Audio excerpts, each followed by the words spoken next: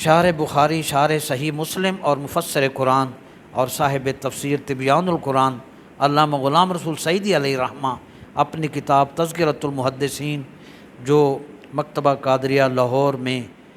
شائع ہوئی، اس کے صفحہ نمبر 38 پر لکھتے ہیں، جس شخص کو رسول اللہ صلی اللہ علیہ وسلم کی 1,00,000 احادیث مبارکہ متناً سنداً راویوں کے حالات جرحاً اور تعدیلاً یاد ہوں، 1,00,000 ایسی حدیثیں جس خوش نصیب کو یاد ہوں، اس کو حافظ الحدیث کہا جاتا ہے۔ اس کو حافظ الحدیث آگے فرماتے ہیں، اور جس شخص کو اس لیول کی، اس معیار کی 3,00,000 احادیث یاد ہوں، اسے حجت الحدیث، اور جو ساری حدیثوں کا ماہر ہو، حافظ ہو، عالم ہو، اس کو حاکم الحدیث کہا جاتا ہے۔